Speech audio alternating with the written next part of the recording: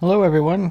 As fast as possible, I'm going to try to show you how to download the CamStudio 2.7 program and configure it and get it running with your system. So first go to camstudio.org and download the file, okay? And you'll get to this page. Scroll on down. You can click to donate, but donations have been a little spotty, so we've got a new installer. It does kind of require to be on the internet because it's a very small file that actually does the download for you and handles the installation and everything. But it offers to download a advertised program, piece of software, that you can opt in to well, more accurately, you can opt out of installing it by unchecking a box. Just like you've seen a lot lately in installers. But it's a way of us monetizing the program so that we get some income from it, because donations have been a little spotty, and finance hiring some developers and programmers to add new features and bug fixes and make CamStudio just terrific. So we have big plans for it. Go to the forum and take a look at what the kinds of plans we have just initially. All right, so here we go. Scroll on down, you'll see the download link. Now you can get the lossless video codec, but for most uses you don't need that. I'm going to recommend getting Xvid or the X.264 codecs instead, and I'll show you how to get them. You can use the CamStudio lossless codec in a pinch, but that's if you're doing archival quality types of things, which you probably don't need. Okay, it's you can get about 9 minutes worth of video using CamStudio. If you go over that, you'll probably crash the program because it's got a 2 GB file size limit. And when you're recording the audio and the video in lossless, you get about 9 minutes, and then you hit the 2 GB ceiling, that quickly. Using Xvid, I can record, up to 3 hours if I have the right settings. But anyway, if you have any questions, go to the forum, camstudio.org forum, and we can get you straightened out. But this will be the general overview to get you started so that you've got the program installed. I've got some codecs in there, which are the compressing things that make the videos smaller, so it's a smaller file size, and can get your audio to work. Okay, so let's hit the download button, and you'll see it downloads the program, and let's run it. There we go. It'll bleep at me, and it brings up our new installer. Okay, so it says, as it tells you right there, this will download and install the software on your computer. So you see, this downloads so quickly because it's just an installer that handles the downloading process. The reason it had to be like that is because if you opt in to having the advertised program also installed, it's got to download that too. So you hit next. It's got the general thing about our being open source, and you can read about the license. You can go to our forum, which I do welcome you to come to the forum, and terms of use and privacy policy and all that good stuff. It's free software, as it says. If you paid for it, you should claim your money back. All right, always get the official version right from CamStudio.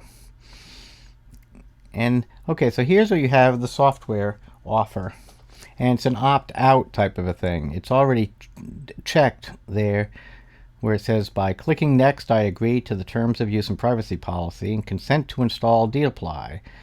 Easily uninstall it in add remove programs in the event that you do install it. Okay, now we've been told it's a clean uninstall. If you got it in, there's no malware left behind, no tracking left behind, and any uninstall of anything that they're going to advertise with us. So we're feeling comfortable, but let us know if any such things happen, because we definitely consider that a transgression. But to keep from doing it, it's an opt-out, as I said. If you don't want it, you uncheck the box. So now you can move on to the install of just CamStudio without the extra. Get it? Then you hit next, and it downloads the file. Now I'm going to get some errors because I'm already running CamStudio, believe it or not, 2.0. So it's writing over. Plus I have the program already installed. So just hit ignore 3 times so I can get through this. One more coming up. There we go. Here we are. So it'll go through and it'll say completed and hit next.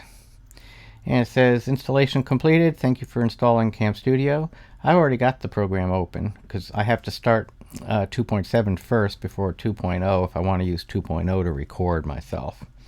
Yes, I'm actually recording this with the original version. So I'm on checking that, clicking finish, and that's all there is to it. All right. And now I've got this program running. So let me bring it up. And there's CamStudio, the new 2.7 version.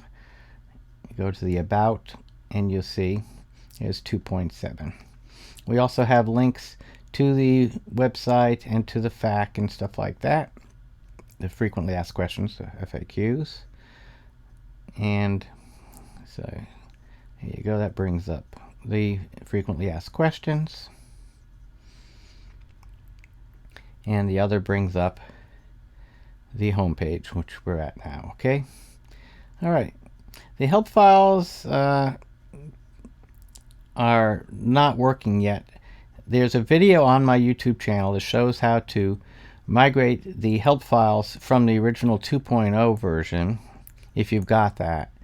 And maybe I'll zip those up and make it available so that you can install those. But you basically would unzip that file. In fact, here's the folder. It's got that stuff in it. And you would just copy those files into the CamStudio folder. Okay. All right. So now you've got the program. It's up and running. Let's go through the settings that you're going to need to make it work. Okay. So right away, under File, you've got Record, Pause, Stop, and Exit. It's all that's under the File thing. Those are reflected in these buttons: Record, Pause, Stop. Okay. And Exit, of course, is the X button. These buttons in here let you switch modes, so you can change the view so that you see less of the CamStudio window. You can bring up the screen annotations dialog, which we're not going to go into in this video, or you can toggle between whether you're going to record an AVI, which is how I recommend you start, or record a flash video instead, and then it will say record to SWF. Okay, do you see that? Record to SWF. I recommend that you not record to SWF, but record to AVI first. And you can use far superior encoders to flash to make better flash versions of your videos from a good raw AVI that you've made. Okay, but in a pinch, if you just know you're going to go to SWF anyway, you can use this. And there's options under here for record to flash options. I highly recommend checking this box here, display conversion options, before generating the SWF file. Okay, because that will let you make changes to how it gets displayed and all kinds of things, where you put it. I would not recommend deleting the intermediate AVI file upon completion. I would keep that in case something breaks. So I would uncheck that. So there you go. In my opinion, that's what should be the defaults. Let's see. Yes, and I can't get Zoom it to work at the same time as a fly out. Yeah. So anyway, all right. Let's go through the region portion. We'll just go through these menus in order.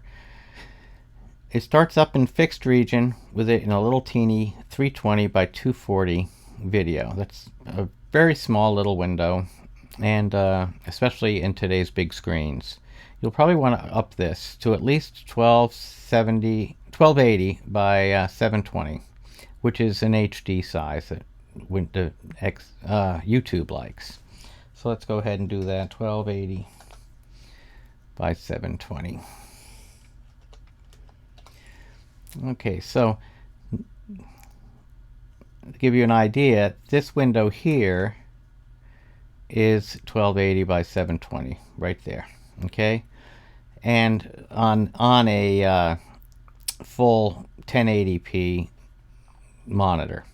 So this is a full 1080 recording, meaning it's 1080 pixels tall, and it's 1920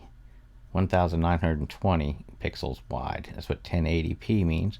720p means it's 720 pixels tall by 1280 pixels wide.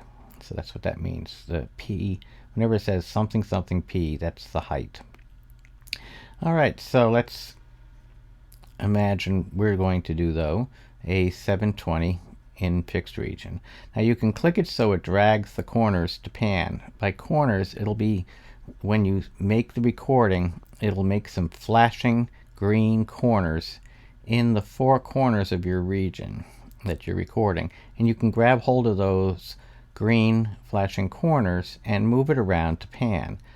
But you also can set up an auto pan that will follow your cursor so that the whole window moves automatically to follow your cursor in case your cursor goes outside of the region.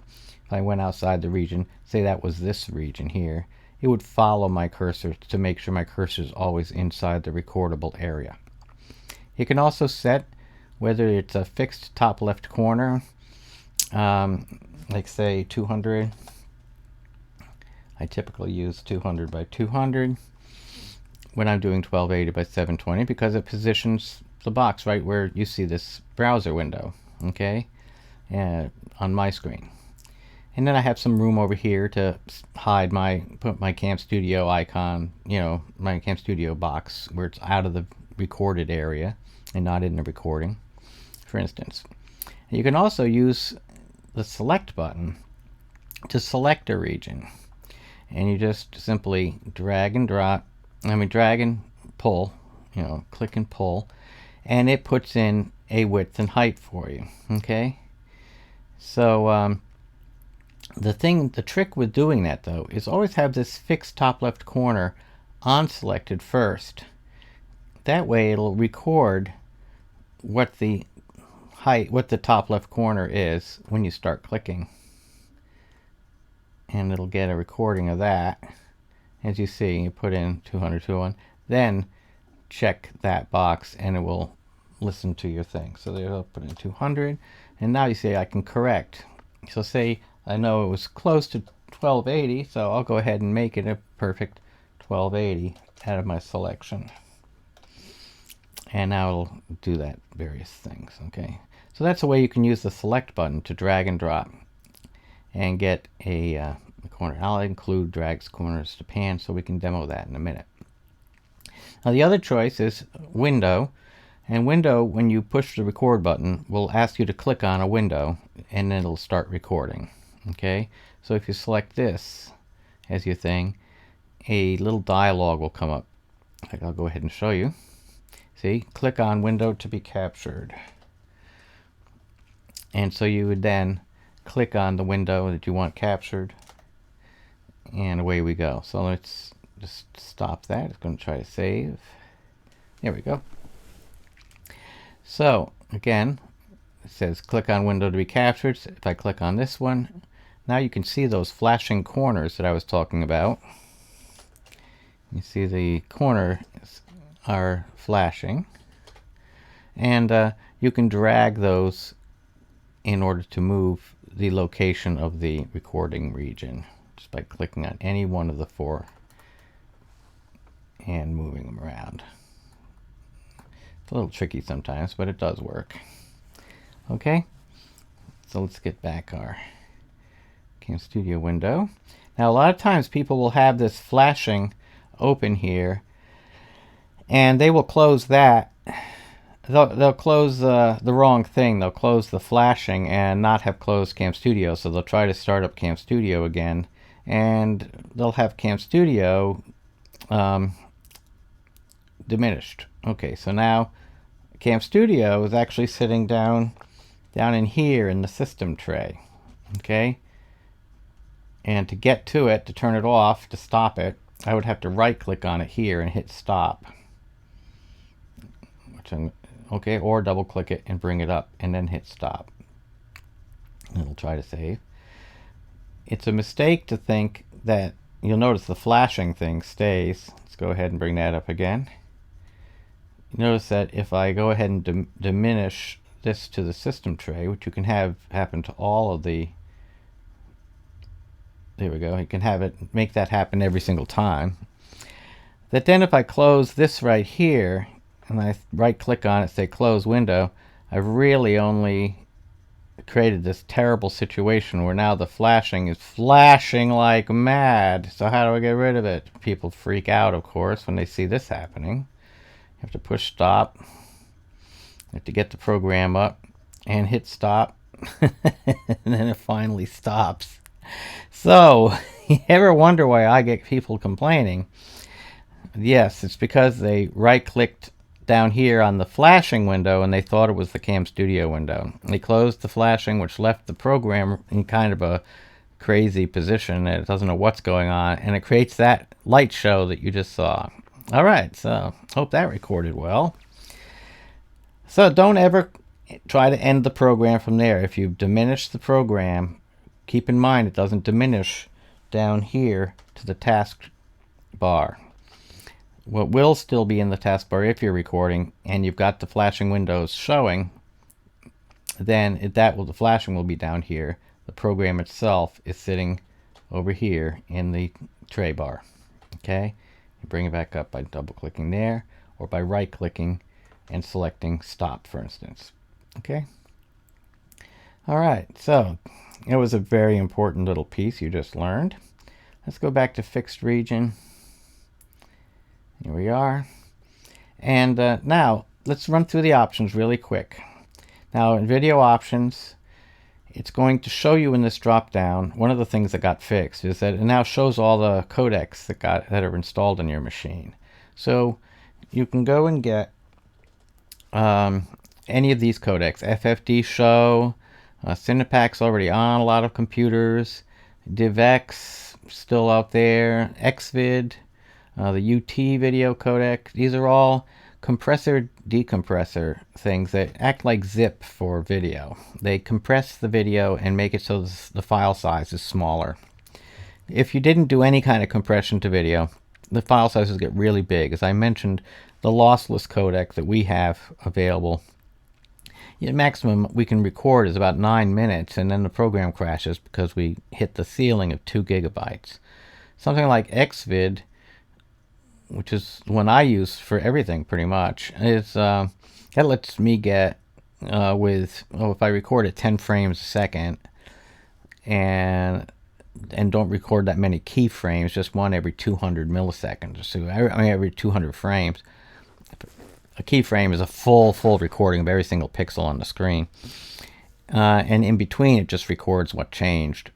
So if I kind of space those out, so I'm only grabbing a full every pixel recording every 200 frames, I'm grabbing less information, and so my file sizes don't grow big as fast. Okay, so and that's right here, set keyframe every.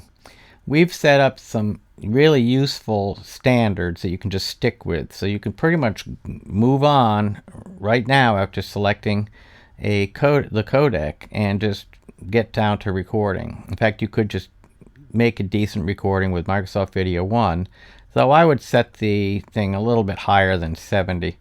Personally, I'd go to the 100.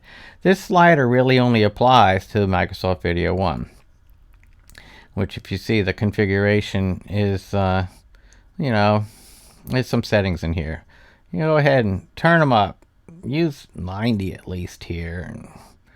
It looks blocky. You get all kinds of weird things out of Microsoft Video 1. But always record some experiments first and see how much time you can get with audio, especially, to make sure you don't go over the 2 gigabytes. While you're recording, it starts showing you an idea what your file size is for the video, but it's not really perfectly accurate. You got to do some tests, all right, and find out what your maximums are with the settings that you decide are your favorites. As you can see, the program came up with capture frames every at 100 and playback rate at 10. That's because that's what I'm recording presently with as an average. The program, when you get it, program when you get it will have auto check, and it will be set to 50/20. So it'll be at 50 milliseconds, 20 frames a second. The reason it skips this way and it goes into these specific settings is that you want these two boxes, when you multiply them together, to equal 1,000, and that keeps the audio in sync, because 1,000 it's 100,000 milliseconds, which equals 1 second, and the audio is based on 1 second. So you've got to keep these two coming to 1,000, and otherwise your audio will slowly drift out of synchronization, so that when you do something, the audio is way out of step with what you did on the screen. If you're doing things where you want to get as much time as possible, I use the 110 setting here, where I get really, really long recordings. In fact, then you uncheck this, and I set it to 200. This is every 200 frames. I get one of those full keyframes, full every pixel on the screen, and just, well, my cursor's changing basically, and the blinking cursors. I just get my mouse cursor recorded in between. And then every 200 frames, it grabs every pixel on the screen.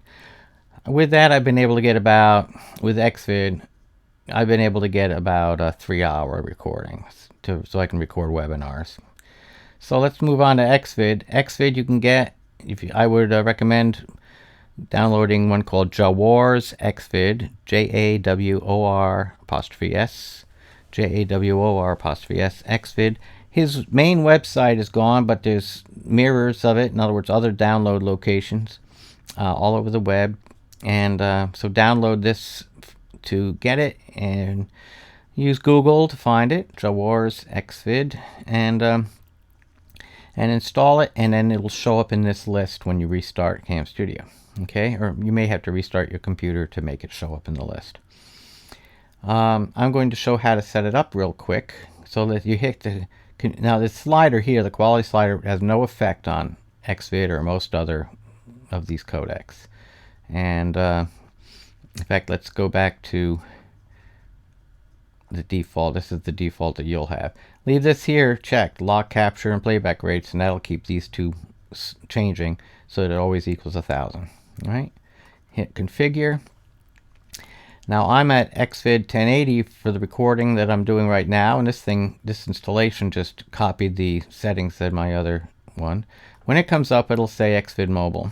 Okay, if you're doing a 720, change it to 720, like this size window. Remember, we set up the fixed settings to be a 720, and we also made this window to be 720. And single pass is usually good enough. Some people that do things with more full motion use multiple passes, but that's beyond the scope of this. I'm just trying to get you going. Set this to 1. That's the best quality.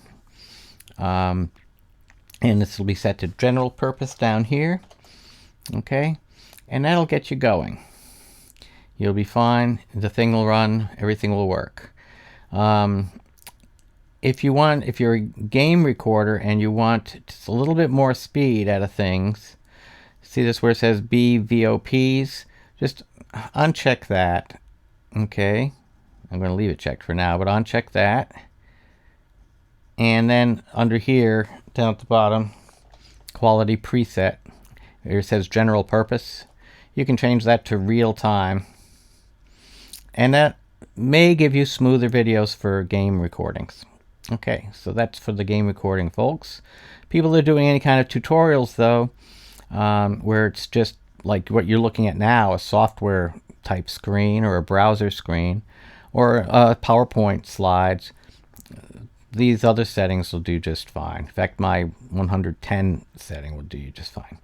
All right, so also under other options down here at the bottom, sometimes depending where you get your Xvid, you click that and this will be checked, display encoding status, and that's going to bring up a dumb window that's trying to show you the status of Xvid in real time as you're going. How useless for us, Just make sure that's on checked and you won't be bothered by that window suddenly showing up on your screen and getting in the way. All right, so there's your settings. This is the setting for a 720. If I was going to do full screen on mine, as I'm doing now, I'd have it set to 1080. You see what I'm saying? Okay, so So that's your settings for that. Now we can get out of that. And say OK. Now the options for your cursor will set. Usually you want to show your cursor and should use the actual cursor.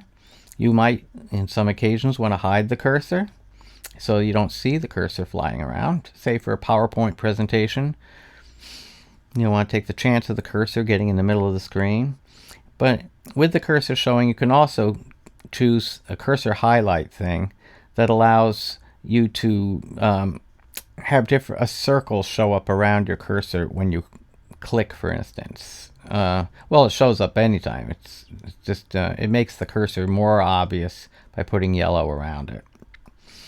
And that's just during the recording. You can also enable visual click feedback, so you can have a left button be red, for instance, and the right button be blue. Okay, so those are some nice new features that were added in 2.6 or 2.5. Okay, so I'm just going to use the show cursor thing and stay normal. Oh, what the heck, I will actually be making a recording, so I'll show you some colored cursors. So we'll highlight it and we'll enable both of these. There we go. Okay, now the audio options. Well, right now it comes in by default set to do not record audio. You want to be recording some audio, most likely from your microphone. Now, although there's a record audio from speakers option, it probably won't work for you. It works on very few pieces of hardware that are modern. It took advantage of some hardware hooks that were prevalent on XP era machines, although very few machines, apparently we've heard, have these hooks in them because this works for some people. So give it a try. It may work for you. It most likely won't. It might probably give you a wave out error. It'd be the error you get, wave out error. And well, just forget it. You're not going to get it to work if you get that error, from what I've understood. If you wanted to record the audio from speakers, in other words, record system audio, you'll have to use stereo mix. And that you may not have stereo mix showing with your drivers, but you may be able to find drivers for your audio system that include the stereo mix feature. Just a lot of drivers ship without stereo mix, being present. So anyway, so we're going to just focus and stay focused on recording audio from the microphone for now. And there's other videos that I put in my playlist on using stereo mix. We just want to get some stuff in from the mic first. So record audio from microphone, then go to audio options and audio options for microphone. This will come up. Now I'm using this line in from a USB interface that I've got my mic plugged into. But if I had a mic plugged in, it would show up in this list of mics plugged in. In other words, I've had just something plugged in the mic jack. I also have stereo mix available, so that's another choice from the drop down. So I would pick the one that was appropriate for my thing. The volume button at this point doesn't open the control panel for the audio control panel in Windows 7 and Windows 8, but it will down the road. That's one of the bug fixes we're going to fix. You have to get to that down here in the tray by right-clicking on your little speaker icon. Let's just do that. Go to Recording Devices. Now, did you see that I moved that a little fast? Let's do it a little slower here. Oops. There you go. So you see it go to Recording Devices. And that'll open up this dialog. And I've got my line in. The thing that you want, and you see my meters moving up here. The thing that you want to be using, you simply right click and you make it enabled. So say we wanted to switch to stereo mix, we would right click on that and say set as default device. Now if your stereo mix isn't showing, right click on the background in the white area and this will show up. Make sure show disabled devices and show disconnected devices are both checked, because that may be what's required to make your stereo mix appear. okay, or any other devices that are, disconnected at the moment. But you would then enable it, set as default device. Now, I will tell you a trick when you're using stereo mix is to use listen and send it to, say, if you're using your digital out, your SPDIF out, click on listen to this device, and it'll send the output from your system audio through stereo mix and back out to your speakers, so you'll be able to hear it. Okay, that's just a little extra. But we are using the line in. If I was using the microphone, I would enable that. Okay, there's no microphone plugged in, but if there was, I'd be able to set that as the default device. I've got my microphone plugged in through a line in USB interface. Then on playback, you see I've got line out. I can monitor things however I want if I had the listen hook turned on. There's definitely better ways to monitor though. Alright, but we're not worried about that. We're just worried about getting our sound to get in. And so you have to, like I said, right click on the thing you want to use and set it as the default device, and then make sure that that is selected in CamStudio from the drop down menu here. Okay, it'll appear. Alrighty. Now, recording format, it'll come up default as a 22K stereo, which is kind of a, not great quality. It's okay quality. And it'll save you some on the file size because you're not recording full-blown audio. Okay? If you can live with the sound of it, it converts okay. It sounds okay. I always switch mine to either 44.1 stereo 16-bit, or for my mic input, since I only got a mic plugged in one side and all the audio would be in the left speaker if I chose stereo, I choose the 44.1 mono 16-bit as the recording format. Notice I've got my compressed format as PCM. I have found that the various other options, your various MP3s and stuff like that, which I've taken out of my system because the sync went bad so much. It just made the synchronization of the audio drift, and it was better to convert the audio later on or let YouTube convert the audio. So I stay with PCM. Now, you can get pretty good results from Microsoft's AD-PCM is another option, and it doesn't drift. I've had no problems with drifting, and it will make the audio file size smaller. If you're doing mono like I am, you can also use GSM 6.10. That's the same thing, the GSM, that's what the cell phones all use, but it only works in a mono signal. So only if you've switched your thing to mono, as I had earlier, will that work. Okay, so you'd have to have this set to mono. Then that will show up in the list. So you can give it a try. You won't break anything. Always do some tests before you commit, of course. The AD-PCM is another good one. And at screencasttutorial.org, there's a good explanation of what on earth AD-PCM is. PCM, though, is full-blown audio. It's your original Microsoft audio. It's a CD quality audio. All right.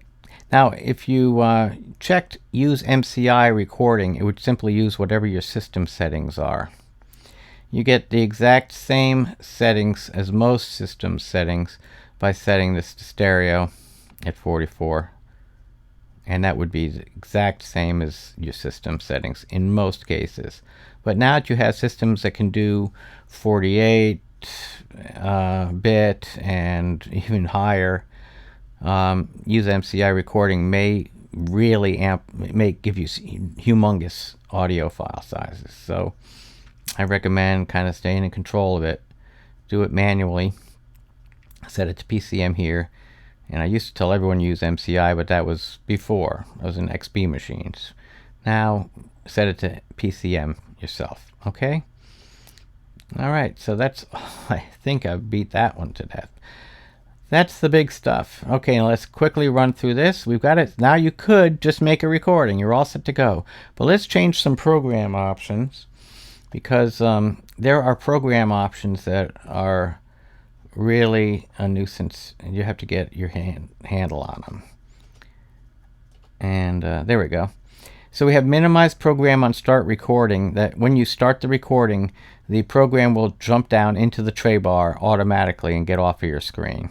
Okay, so remember, it's going to be in the tray bar, not in the system, not in the bottom taskbar. It won't be in the taskbar. Only the flashing rectangle shows there. Hide flashing rectangle during recording makes it so there is no flashing rectangle. Okay, so you don't have the option of knowing where your region is if you're doing, like I'm doing, just a part of the screen. You don't know where the limits of your recording region are unless you mark them some other way. I always have save settings on exit and capture translucent layered windows. On save settings on exit though, sometimes you got to start up this program as an administrator to get that to work. You right click on the icon and say run as administrator, and then it'll save. It depends on where it's saving and what your permissions levels are, as to whether it'll save the settings and write to that folder. Because if your permissions and security settings are set too high, it won't write to that folder unless you're an administrator. Okay, so then you have some more here. Let's see if I can get this. Yes, we have several players. Do not play when the recording stops and you've saved the file. It converts the file over to the AVI, combines the audio and the video portions, and makes a file. And you can have it open up and use the CamStudio Player 2.0 to play back the video. I recommend just using your system default player, okay? Because that way you'll see right away if it's working in the system that you're used to. And there we go. Now what else can we set here? Directory for recording, there's another important one. Let me get that back here. All right, directory for recording. There's an application installed directory now, a videos directory that's in the program folder. Okay, and that's where it is putting the temp stuff. I use a user specified directory. I actually made in my videos folder, I made a CamStudio temp files folder. So I'll actually show you that by going to that. And on here, and go to users, me, and my videos. A little further down. There it is. And you see CamStudio temp files is a folder I created in there. And that's where I tell it to put my temp files. I also made a folder in that folder called failsafe copies, where I copy my files before I hit save. When I'm done with the video and I've hit stop and it comes up with the dialog to save it somewhere, before I hit that, I always copy the temp files into a failsafe copies folder in case something crashes, because I may be able to rescue things. But the temp files themselves I put into my own folder. Okay. All right, so there's another setting for you. Under program options again, the directory for recording we just set. Recording thread priority, normal is always just fine. Name of AVI file, I recommend setting ask for file name. Okay, so let's go here again. Name of AVI file, ask for file name is what you want. And that way it'll ask you where you want to put the file name. Now, some people like using automatic file name. It puts it into whatever you've set as the temp folder for the directory for recording up here. Okay, it puts your finished product in that same folder, and it names it with the date and time, a timestamp as the file name. So so that's convenient for some people. They just want to be able to push the stop button, and then it automatically, you know, puts the audio and the video together and saves it with that file name and then it would be showing up in that folder. So let's go where this folder is. You go to your drive, into program files, CamStudio 2.7, and there you have the new videos folder, and that's where it's going to put your temp files as well as the finished product if you've got that selected to save automatically. All right. So if you didn't change anything in here, if you make the directory for recording be the application installed directory, and you have the name of AVI file be automatic file naming, then everything's going to wind up in this folder in your CamStudio 2.7 folder. All right, but I don't like doing that myself. Okay. All right, so now we've got everything set up. Let's go ahead and see if this will record. Now, you don't have to cover anything in the tools. That's advanced stuff. You just want to get a recording done. So now, when I hit record, you'll see me making a recording of making a recording. And there's the flashing going on. Oh no. So that's happening because I don't want to be showing the flash in this case, because I had closed that thing before. So let's just set program options to hide the flashing rectangle. Thank you very much. There we are.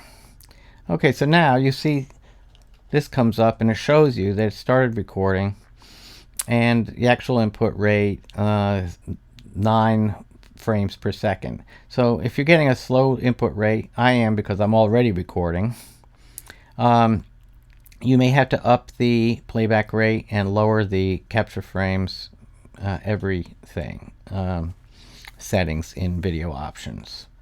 In other words, here, if this will open without crash, oops, no, it crashed. Okay, I crashed the CamStudio thing. There we go. Have to open her up again. Well, anyway, so you obviously can't be recording at the same time. But if I had accomplished that recording, it would have come up with the save dialog. I won't be able to open this now, but we've gone far enough. You've seen how to get the basic thing happening. Then you just hit record. It would select the region, you'll record, push stop, and it'll ask you where you want to put it if you've set it the way I showed you. You give it a file name, hit save, and then it should come up and play it back for you in your own player or in the CamStudio player if you use the default settings. All right, so I hope that got you rolling. If not, ask me some questions and I'll answer them over there at the CamStudio forums. Okay, that's again at camstudio.org forum, and you'll be golden. All right, take care.